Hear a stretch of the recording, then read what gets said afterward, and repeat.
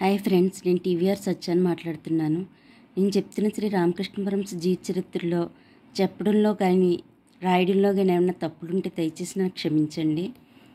ఈరోజు నేను శ్రీ రామకృష్ణ పరమహంస జీవిత చరిత్రలో పార్ట్ 19లో దివ్య దాంపత్యంలో పార్ట్ 3 చెప్తున్నాను. అప్పటి నుండి ఈ విధానాల వలన బాహ్యస్మృతి కలుగుతుండేది. అందుచేత నాకు చాలా వరకు భయం తగ్గింది. ఈ విధంగా నెలలు గడిచాయి. అయినా తమకు ఏ క్షణంలో సమాధి స్థితి కలుగుతుందోనని నేను రాత్రంతా మేలుకోవలసి వస్తుండటం కనుగొని ఆయన నన్ను సహబత్తులో పడుకోమని చెప్పారు.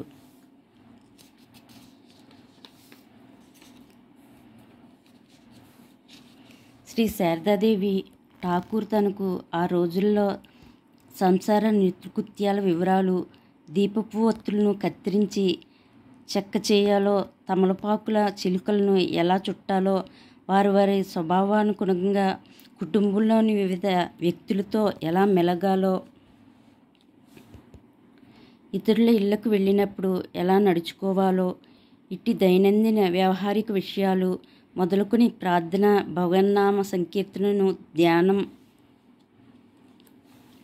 బ్రహ్మ సాక్షాత్కారం పర్యంతం సకల విషయాలను బోధించారని చెబుతూ ఉండేవారు.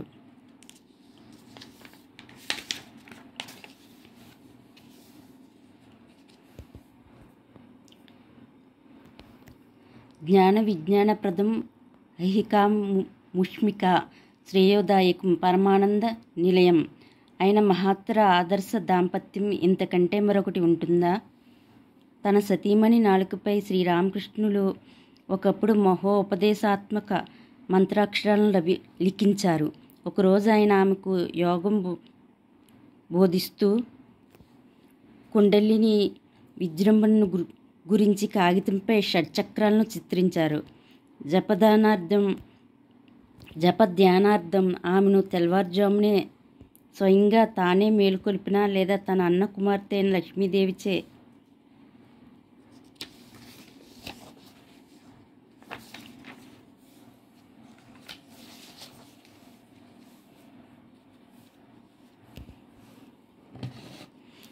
లక్ష్మీదేవిచే మేలుకొల్పిన సందర్భాలు కోకల్లులు.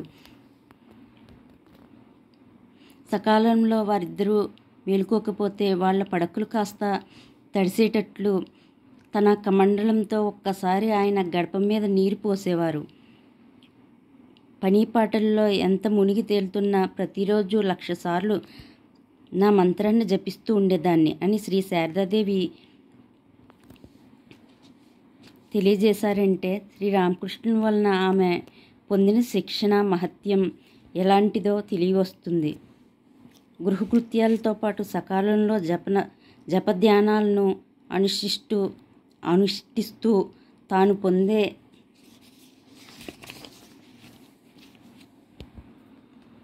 పరమానందాన్ని గూర్చి ఆమె పలికిన ఈ క్రింది వాక్కులు గమనార్హం.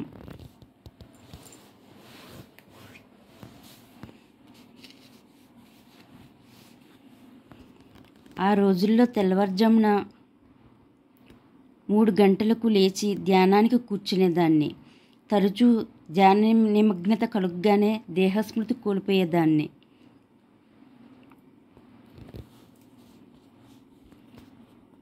పండు వెన్నెల్లో నహబత్ మెట్ల సమీపంలో కూర్చుని ఒకనాటి రాత్రి జపం చేసుకుంటున్నాను. వాతావరణమంతా ప్రశాంతంగా ఉంది. ఠాకూర్ అప్పుడు ఆ తోవన వెళ్ళారనే సంగతి నాకు తెలియదు. ఆహా, ఏమి ఆ దివ్యానందమయ దినాలు! పండు వెన్నెల రాత్రుల్లో చంద్రుని తిలకించి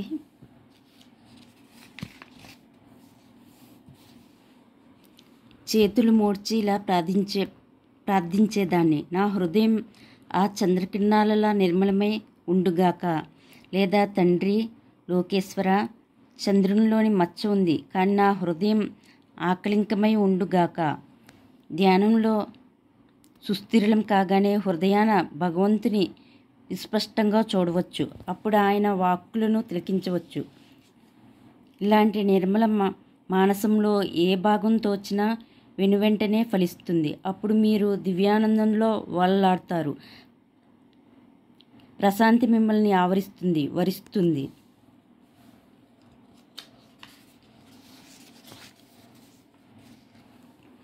ఆహా, ఆ రోజుల్లో నా మనసు ఎంత ప్రశాంతతను సంతరించుకుని ఉండేది.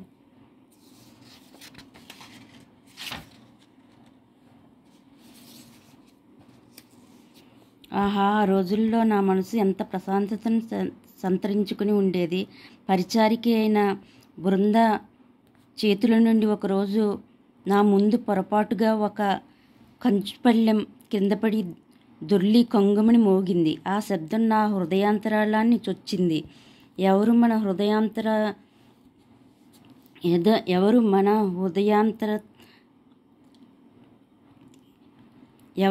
హృదయాంతర్వర్తి అయి వెలుగొందుతున్నాడో ఆ పరమేశ్వరుడే ఇతరులందరి దీనుల, నిస్సహాయుల, పతితుల, చండాలుర హృదయాల్లోనూ నెలకొని ఉన్నాడని సాక్షాత్కారం పొందినప్పుడు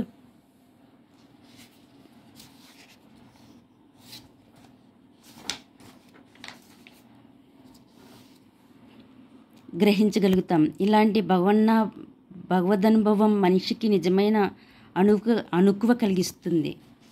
శ్రీ శారదాదేవి శ్రీరామకృష్ణులకు తాను చేస్తున్న సేవలలో వంట వడ్డనలను ప్రధానంగా పరిగణించారు. తీవ్ర తపస్సాధనలచే మందగించిన ఆయన జీర్ణశక్తికి ఖచ్చితంగా సరిపడేటట్లు ఆమె వంట చేసేవారు. ఈ విషయం గురించి ఆయన మందహాసం చేస్తూ, భక్తులతో ఆమె నాకు ఈ పాటి సంబంధం ఉంది సుమా, ఆమె కాకుంటే నా ఆరోగ్యానికి సరిపడేటట్లు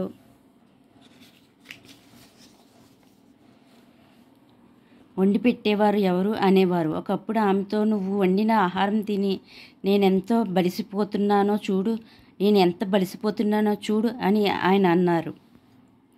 శ్రీ శారదాదేవి తన గురించి ప్రతి విషయంలోనూ శ్రీరామకృష్ణులు ఎంత శ్రద్ధ వహించారో తెలుపుతూ ఒకప్పుడు ఒకరితో ఇలా అన్నారు. ఆయన మహాత్యాగి, సర్వసంగ పరిత్యాగి. అయినా నన్ను గురించి ఆయన తాపత్రయం ఆయనకు ఉండనే ఉంది. రాత్రిపూట నువ్వు ఎన్ని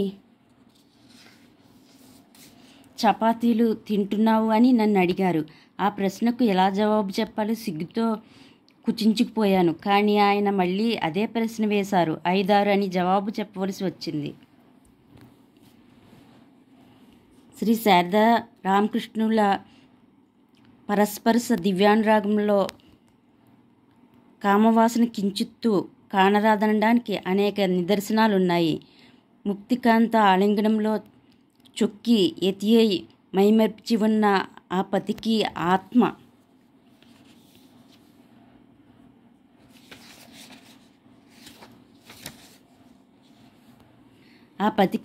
సంయోగాన ఆత్మరతిలో తేలియాడ గోరిన ఆ సతికి బాహ్యలింగ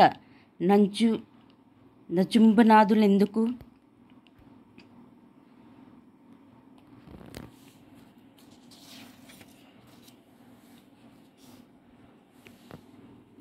ముక్తికాంత ఆలింగనంలో చొక్కి ఎతియై మైమరిచి ఉన్న ఆ పతికి ఆత్మ సంయోగాన ఆత్మరతిలో తేలి ఏడగోరిన ఆ సతికి బాహ్యలింగ నంచునాదులు ఎందుకు? ఆమె తన పక్కన పడుకుని ఉండగా శ్రీరామకృష్ణులు ఒకరోజు తనలో తాను ఇలా విత్కరించుకున్నారట. మనసా, లోకం దీన్నే నారీ శరీరం అంటున్నది. లోకులు దీనికై తాపత్రయపడతారు. కానీ దీనికోసం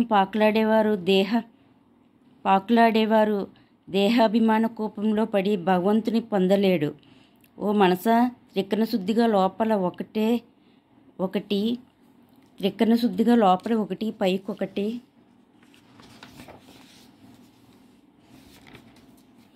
కాకుండా చెప్పు. నీకు ఈ స్త్రీ శరీరం కావాలా, భగవంతుడు కావాలా? చెప్పు. దీనిలో మొదటిదే కావాలనుకుంటే ఇదిగో సిద్ధంగా నీ ముందు ఉంది. నిరభ్యంతరంగా నువ్వు దీన్ని గ్రహించవచ్చు.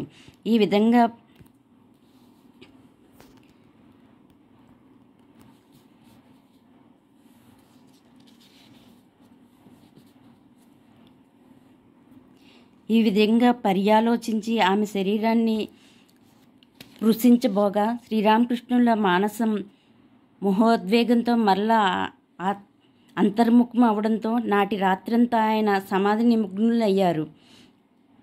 మర్నాడు ఉదయం ఆయనకు బాహ్యస్మృతి తెప్పించడానికి భగవన్నామాన్ని ఆయన చెవులలో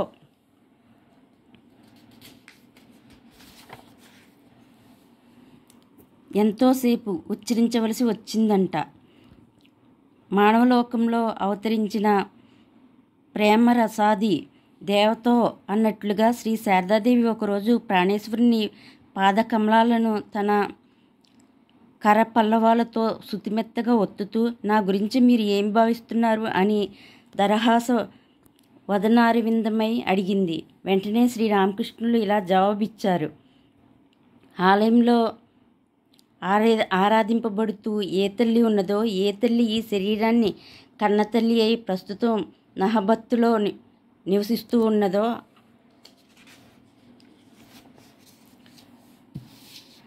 ఆ తల్లే ఇప్పుడు నా పాదాలు ఒత్తుతున్నది. ఆనందమయమైన జగజ్జన్ని ప్రత్యక్షమూర్తివనే నిన్ను గురించి సదా భావిస్తూ ఉంటాను.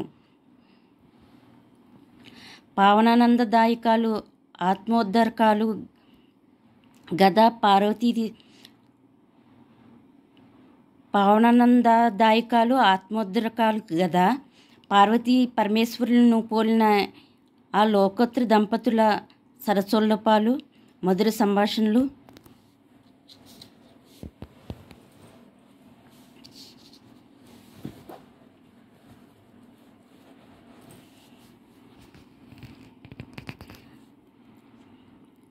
సర్వసంగ పరిత్యాగి అయి ఉన్నప్పటికీ శ్రీరామకృష్ణులు శ్రీ శారదాదేవి జీవితాన్ని అన్ని విధాల ఆనందమయం చేయడానికై సతీమణి తన అభిరుచులను మనోభావాలను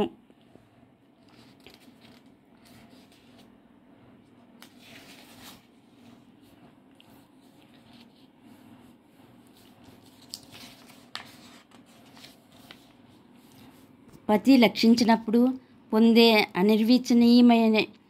అనిర్వచనీయ సంతృప్తిని ఆమెకు వనగూర్చడానికై మనస్ఫూర్తిగా ప్రయత్నించారు. స్త్రీలకు సముచితాలైన ఆభరణాల పట్ల ఆమెకు మక్కువ ఉందని ఎలాగో గ్రహించి 300 రూపాయల పెట్టి చక్కని నగలు చేయించారు. తాను చూసిన దివ్యదర్శనంలో సీతాదేవి హస్తాలకు ఎలాంటి మురుగులు ధరించి కనిపించిందో అలాంటి వాటినే ఆయన సతీమణికి ముచ్చటగా చేయించారు. ఆయన ఆమెను ఎంతగా ప్రేమించారో, ఆమె మానసాన్ని ఎలా అలరించారో తెలిపే నిదర్శనాలు అనేకం ఉన్నాయి. మేనిచ్చాయ్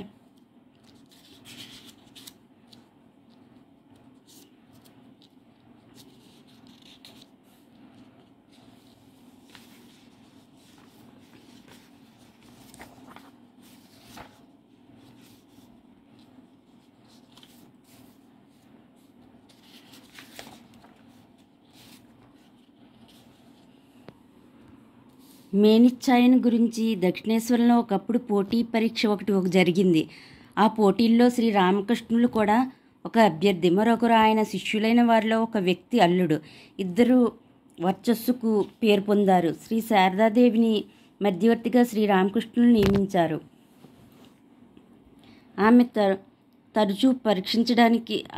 ఆమె తమను పరీక్షించడానికి వీలుగా అభ్యర్థులిద్దరూ పంచవటి ప్రాంతాన ఒకరి పక్కన ఒకరు నడవసాగారు. శ్రీ శారదాదేవి నిష్పక్షపాతంగా రెండో వ్యక్తిని విజేతగా ప్రకటించారట. నువ్వు ఎవరిని ఎక్కువగా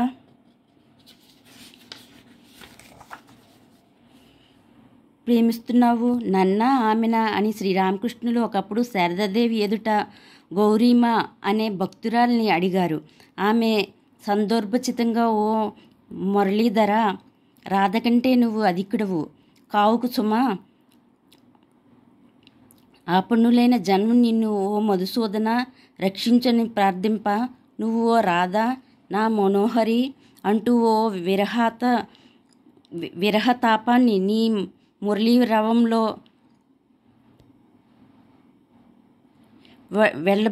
వెళ్ళవేసుకుంటావు అని తెలిపే వంగ కీర్తన పాడి సమాధానం చెప్పింది.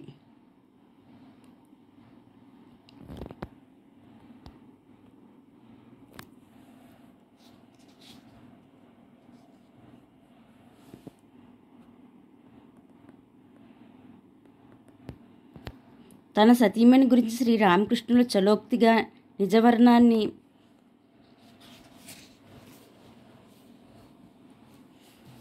నిజవర్ణాన్ని బూడిదచే మరుగుపరుచుకునే పిల్లి అని చెప్పేవారు.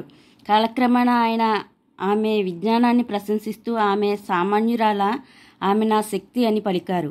హృదయతో ఒకరోజు ఆయన, నాయన ఆమె పేరు శారద, ఆమె సరస్వతి కనుకనే అలంకారి ప్రియ అన్నారు.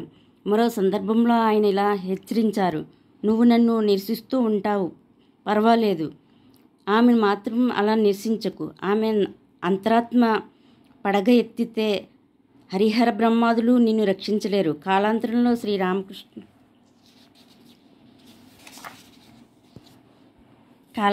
శ్రీరామకృష్ణులు తమ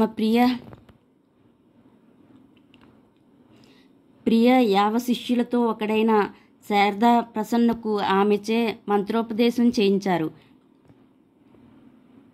1000 మాటలెందుకు? తన సహధర్మచారిణి పట్ల శ్రీరామకృష్ణులకు అపూర్వమైన ప్రేమ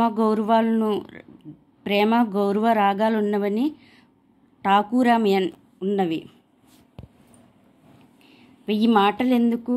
తన సహధర్మచారిణి పట్ల శ్రీరామకృష్ణులకు అపూర్వమైన ప్రేమ గౌరవాలు ఉన్నాయి. ఠాకూరామిని ఎన్నడూ ఏమే అని పిలిచి ఎరగరని, పువ్వుతో కూడా కొట్టి ఎరగరని శ్రీ శారదాదేవి తెలిపారు.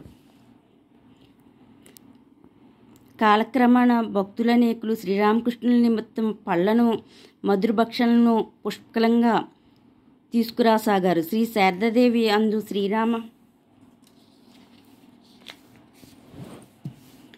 శ్రీరామకృష్ణులకు కొంత తీసి ఉంచి తన మాటే తలచక భక్తులకు, ఇరుగు పొరుగు బిడ్డలకు వాటన్నింటినీ పంచిపెట్టేది. శ్రీరామకృష్ణులు ఒకరోజు అది చూసి అది అతివ్యయానికి లక్షణంగా ఎంచి సంతాప సూచిక కంఠస్వరాన ఇలా అన్నారు, ఈ విధంగా వ్యయ చేస్తే ఎలా నిర్వహణ చేయగలవు? ఆమె మృదుల మాతృహృదయానికి ఆ పలుకులు ములకులై సోకాయి. బామముడిచే వదన కమలం ముకులించగా ఎర్రబారిన కళ్ళతో త్వరితగతిన ఆమె అక్కడి నుండి వెళ్ళిపోయింది. తక్షణమే శ్రీరామకృష్ణులు పరిస్థితిని గ్రహించి సన్నిహితుడైన రామ్లాల్ను కేకవేసి కంపిత గాత్రాన ఇలా అన్నారు, రామ్లాల్, వెళ్ళి మీ పిన్నిని సమాధానపరచు. ఆమె మనసు క్షోభిస్తే నాకిక దుర్గతే.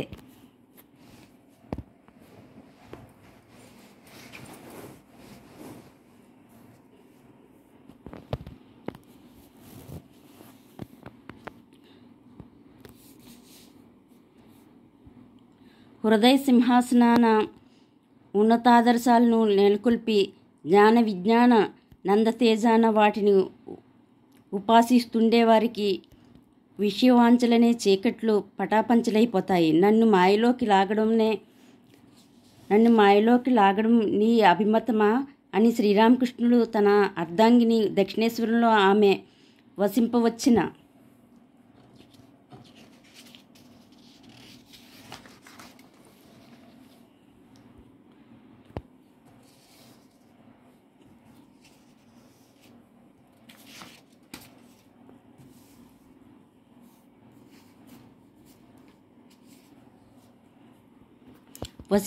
ప్రారంభ దినాల్లో ఒకరోజు అడిగారు. వెంటనే ఆమె, అదేమిటి, ఆధ్యాత్మిక మార్గంలో మీకు తోడ్పడటానికే నేను వచ్చాను అని జవాబు చెప్పింది.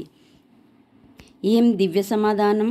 ఇలాంటి పరమ అనుకూల దాంపత్యం అమిరితే ఏ ఉన్నత ఆదర్శాలు అలౌకగా సాధింపబడకుంటాయి? ఆదర్శ దాంపత్యాన్ని గురించి ఇక్కడ ఒక విషయం పరికించాలి. సత్సంతానంతో దాంపత్యం శోభిల్లుతుందనే వివాహం వల్ల ముఖ్య ప్రయోజనం సత్సంతానమే అని వేదశాస్త్ర ప్రమాణాలు అన్నవడంలో సందేహం లేదు.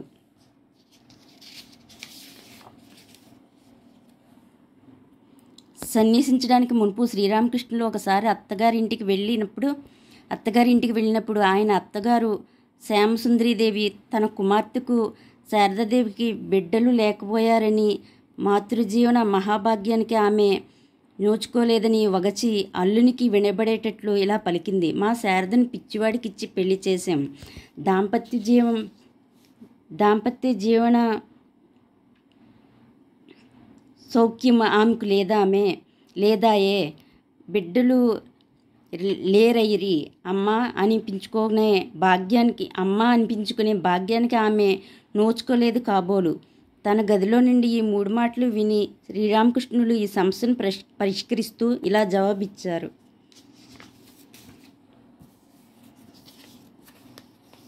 అత్తగారు, ఆ విషయంలో మీరు ఎంతమాత్రం బెంగ పెట్టుకోకండి. అహర్నిశలో అమ్మ అమ్మ అంటూ ప్రాణాలు విసిగించేటంత మంది బిడ్డలు మీ కుమార్తెకు కలుగుతారు. శ్రీరామకృష్ణుల వాక్కులు అమోఘాలు. శ్రీ శారదారామకృష్ణుల కంటే విశేష ఆధ్యాత్మిక పుత్రపాత్ర సంతతిని, శిష్య సంతతిని కన్న తల్లిదండ్రులు ఎవరు? కాపురం చేశావన్న మాటే గాని భర్తతో సంసార సుఖం నువ్వు ఏమనిపించావమ్మా? భర్త విలువను నువ్వు ఎరుగువైతివి అని కాలాంతరంలో ఒక ఆప్తురాలు తన్ను ఆదేక్షింపించగా శ్రీ శారదాదేవి వెంటనే సగర్వంగా, అవును, నా భర్త దిగంబరుడైన యతీంద్రుడు, పరమహంస అని జవాబు చెప్పిందట.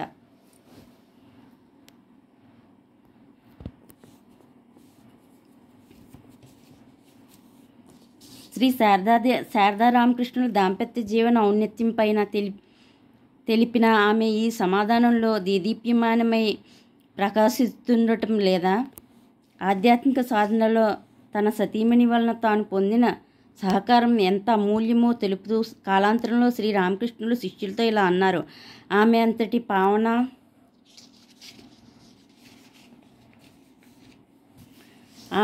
పావనాత్మురాలు కాని పక్షంలో ఆమె ప్రేరణలచే నేను ఆత్మనిగ్రహాన్ని కోల్పోయి ఉండేవాడినేమో.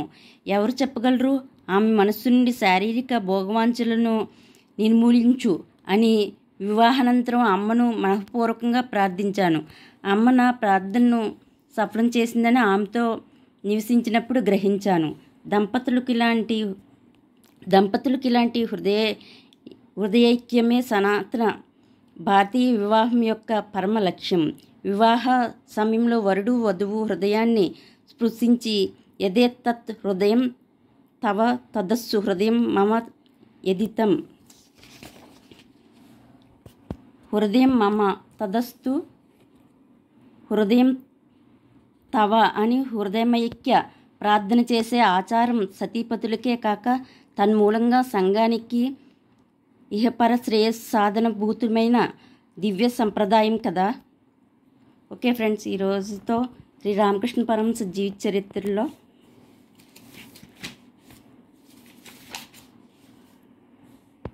పార్ట్ 19లో దివ్య దాంపత్యం గురించి చెప్పడం అయిపోయింది. నెక్స్ట్ పార్ట్ 20 చెప్తాను. Okay friends, thank you, bye.